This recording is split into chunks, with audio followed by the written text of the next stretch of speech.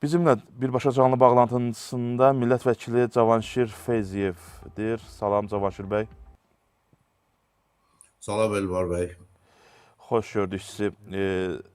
Cavanşir mən bu tədbirin əhəmiyyətindən istəyirəm söhbətimizi başlayaq. Söhbət Ümumdünya Şəhərsalma Forumunun 13-cü sessiyasından gedir. Bu tədbirin Bakıda keçirilməsinin Azərbaycan üçün əhəmiyyəti nədən ibarətdir? Bu tədbirin Bakıda keçirilməsi Azərbaycan üçün və ümumiyyətlə bütün dünya üçün olduqca əhəmiyyətlidir və bunun əhəmiyyəti barədə artıq sizin göstərdiyiniz sujetlərdə danışıldı. Ayrılıqda Bakı üçün əhəmiyyəti, Azərbaycan üçün əhəmiyyətinə gəldikdə onu demək istəyirəm ki, bu ilk növbədə bir siyasi əhəmiyyəti var bu tədbirin. Bu qlobal gündəliklə bağlı olan məsələlərin müzakirəsinə həsr olunmuş belə bir forumun Azərbaycanda keçirilməsi əslində birbaşa Azərbaycanın dünyanı narahat edən qlobal problemlərin həllində iştirakını təsdiq etmiş olur. Bu baxımdan bu belə bir tədbirin, belə bir forumun Azərbaycanda keçirilməsi ilk növbədə siyasi əhəmiyyət daşıyır. Digər bir tərəfdən Ümumdünya Şəhərsalma Forumu doğrudan da qlobal gündəliyin əsas məsələlərindən, ekologiya və sağlamlıqla bağlı olan əsas məsələlərindən biri kimi həm də Azərbaycanın özü üçün maraqlıdır. Və xüsusilə Azərbaycanın öz torpaqlarını işğaldan azad etdikdən sonra çox böyük həcmdə apardığı yenidən qurma işlərində dünya şəhərsalma trendlərində yeniliklərin tətbiqi bizim üçün çox maraqlıdır və bu dünya üçün də maraqlıdır çünki Azərbaycan öz ərazisində tətbiq etdiyi yenilikləri həm də dünya qarşısına çıxarır, təqdim edir və beləliklə bir fikir və təcrübə mübadiləsi baş verir Azərbaycanda. Və bu doğrudan da bayaq sizin süjetdə deyildiyi kimi son 10 illiklər ərzində urbanizasiya problemi artıq bütün dünyada hiss olunmaqdadır və bunun kökü təkcə bu forumun yarandığı tarixə deyil, əslində daha uzaqlara gedir. 2 əsr əvvəl sənayeləşmənin başlaması ilə bağlı olaraq dünyada şəhərsalma prosesləri sürətləndi, amma bilirsiniz, dünyada baş verən bütün yeniliklər ilk növbədə onun faydasına görə dəyərləndirilir, amma onun fəsadları daha sonra bəlli olur. Ona görə də sənayeləşmə artdıqca 2 əsr əvvəl insanlar və dövlətlər bundan faydalanırdılar və bunu daha da artırmağa cəhd göstərirdilər və nəticədə 2 və ya 2 əsr yarımdan sonra belə aydın, belə bir həqiqət ortaya çıxdı ki, sənayeləşmə çox yaxşı bir şeydir, insanların rifahı baxımından, rifahının yüksəldilməsi baxımından, amma eyni zamanda bunun kənar fəsadları da var və bu fəsadlardan xilas olmaq üçün məhz bu forum yarandı və bugünkü insan həyatına bugünkü baxış bu forumun əsas predmetidir. Yəni insan həyatı sağlam şəraitdə yaşamalıdır və bu sağlamlığın qorunması üçün də ilk növbədə əlbəttə ekoloji tarazlığın bərpa edilməsinə ehtiyacı var. İnsan tərəfindən pozulmuş ekoloji tarazlıq urbanizasiya proseslərində onun tənzimlənməsinə ehtiyac yaranıb və bu baxımdan indi şəhər və kənd strukturunu bir-birinə yaxınlaşdırmaq, yəni insanla təbiəti bir-birinə yaxınlaşdırmaq mövzusu dünyanın gündəliyində duran əsas mövzulardan biridir və bu mövzu getdikcə daha populyar olmağa başlayır və daha çox diqqət cəlb etməyə başlayır və bu bütün dünyanın diqqət cəlb etdiyi bir məsələnin Azərbaycanda müzakirəsi əlbəttə bizim üçün həm siyasi, bayaq dediyim kimi, həm iqtisadi, həm ekoloji, həm tibbi sağlamlıq nöqteyi nəzərindən də faydalıdır. Cavanşir müəllim, burada maraqlı məsələlərdən biri ondan ibarətdir ki, Azərbaycan öz şəhərsalma modelini, xüsusən bu işğaldan azad olmuş ərazilərdə şəhərlər salınır, kəndlər salınır, yeni yaşayış məskənləri salınır. Bu modeli həm də bu tədbirdə nümayiş etdirir. Xüsusən ağıllı kənd, ağıllı şəhər konsepsiyaları. Bu baxımdan Azərbaycanın bu modelinin təqdim olunmasını necə qiymətləndirirsiniz? Şübhəsiz bu Azərbaycanın nailiyyətlərinin dünya birliyinə təqdimatı deməkdir və dünyanın bir çox ölkələrində ümumiyyətlə yeni şəhər salma standartları haqqında ümumiyyətlə təsəvvür belə yoxdur.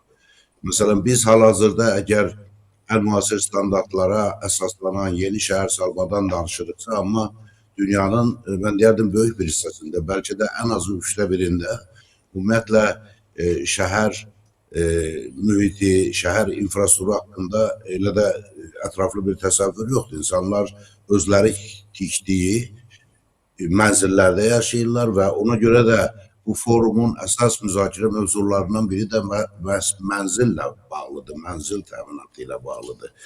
Amma şəhər dedikdə bu çox böyük bir infrastrukturdur və bunu şəhərdə yaşayanlar öz həyatlarında hər an, hər gün görməkdədirlər.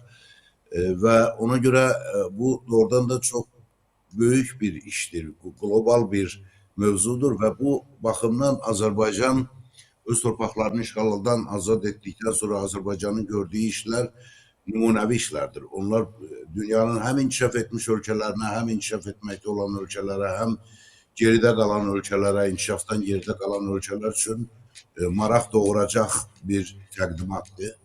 Və Azərbaycan da öz növbəsində Qarabağda və Şərqi Zəngəzurda bu yaşayış məskənlərini, yaşayış məntəqələrini bərpa edərkən dünyanın bugünə qədər əldə etdiyi ən yeni nailiyyətlərdən istifadə edib sözsüz.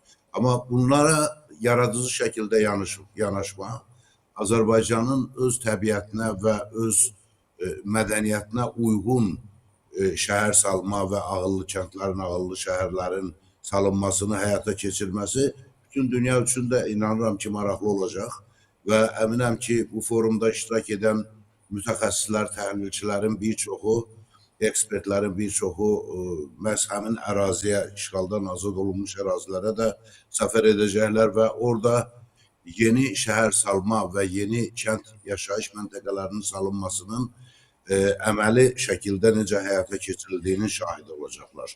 Bu baxımdan da Azərbaycan öz təcrübəsini dünya ilə bölüşür. Cəmaşir müəllim, diqqət çəkən məqamlardan da biri ondan ibarətdir ki, bu sessiya çərçivəsində ilk dəfə liderlər sammiti keçiriləcək. Maraqlı məsələ odur ki, Azərbaycan KOB-da da öz ənənəsini yaratdı.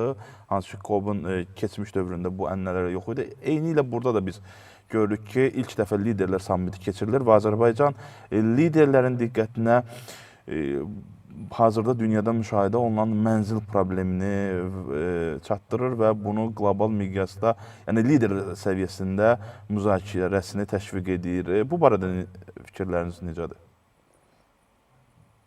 Bəli, forumun gündəliyinə indiyə qədər olmayan, mövcud olmayan yeni tədbirlərin əlavə olunması Azərbaycan siyasəti üçün sizin dediyiniz kimi ənənəvi haldır. Qoşulma hərəkatına rəhbərlik etdiyimiz vaxtdan başlayaraq Azərbaycan dünyanın üzləşdiyi problemlərlə bağlı qlobal siyasətdə öz dəstək xəttini göstərməkdədir. Qoşulmama hərəkatını ona görə xatırlatdım ki, məhz oradan başlayaraq Azərbaycan dünya siyasətində daha aktiv rol oynamağa başlayıb və bu rol nəinki təkcə bizim tərəfimizdən, eyni zamanda bütün dünyanın güc mərkəzləri, bütün beynəlxalq təşkilatlar tərəfindən görülüb və qiymətləndirilib. Məsələn, qoşulmama hərəkatı Azərbaycan sədrliyinə qədər dünyada heç zaman öz mövqeyi və öz sözü, öz gücü olan bir təşkilat kimi meydana çıxmamışdır. Məhz Azərbaycanın sədrliyi dövründə qoşulmama hərəkatı bütün dünyanı bürümüş pandemiya ilə bağlı aparıcı siyasi xətti müəyyən etdi və dünyanın bütün ölkələri bundan faydalandı. Və daha sonra COP29 gedişində də Azərbaycan həmin forumun çərçivəsinə öz yeniliklərini əlavə etdi. Və bugün də Ümumdünya Şəhər Salma Forumu çərçivəsində liderlər sammitinin keçirilməsi bu problemə, şəhər salma probleminə nəinki sadəcə təhlilçilərin, ekspertlərin, mütəxəssislərin və eyni zamanda dünya liderlərinin diqqətini cəlb etmək məqsədi daşıyır. Yəni Azərbaycan yenə də yeni bir təşəbbüslə çıxış edir ki, istər mənzil problemi olsun, istər ekoloji problemi olsun, istər ekologiyanın pozulması ilə bağlı, sağlamlıqla bağlı olan problemlər olsun, bunlar təkcə bu sahələrdə çalışan adamların və yaxud BMT nəzdində fəaliyyət göstərən hər hansı bir qurumun, bir institutun problemi deyil. Bu kimi problemlər eyni zamanda hər bir liderin problemi hesab olunmalıdır və bütün liderlər, öz xalqlarını, dövlətlərini idarə edən bütün liderlər bu problemin həllinə qoşulmalıdır. Bu liderlər sammitinin keçirilməsi Azərbaycan prezidenti tərəfindən dünya liderlərinin bu problemə diqqətini və fəaliyyətini cəlb etmək məqsədi daşıyır. Biz əvvəlki tədbirlərdə görmüşük ki, Azərbaycan özünün yeni bir təşəbbüsü ilə çıxış eləyir həmin tədbirdə və bu təşəbbüsün inkişafına dəstək verir. Biz bu forumda da yeni bir təşəbbüs gözləyə bilərikmi və bu təşəbbüsü dəstəkləməni gözləyə bilərikmi Azərbaycan tərəfindən? Şübhəsiz forum yalnız bugün hələ işinə başlayır və forum çərçivəsində keçiriləcək müzakirələr zamanı biz şübhəsiz Azərbaycan tərəfindən səsləndiriləcək yeni təkliflərin də şahidi olacaq və bu təkliflərin həmin forum çərçivəsində dəyərləndirilməsi, müzakirələrdə yer alması forumun sonuna doğru artıq müəyyən nəticələrə gəlinməsinə səbəb olacaq və eyni ilə COP29-da olduğu kimi Ümumdünya Şəhərsalma Forumunun son sessiyalarında da biz artıq bu forumun hansı nəticələrə gəldiyini və bu nəticələrdə Azərbaycan təşəbbüslərinin nə kimi yer aldığının şahidi olacaq. Efirimizə gəlib dəyərli fikirlərinizi bildirdiyiniz üçün minnətdaram. Əziz tamaşaçılar, qeyd edim ki, bizim canlı bağlantımızda millət vəkili Cavanşir Feyziyev idi. O, Ümumdünya Şəhərsalma Forumunun 13-cü sessiyası ilə bağlı fikirlərini bildirdi.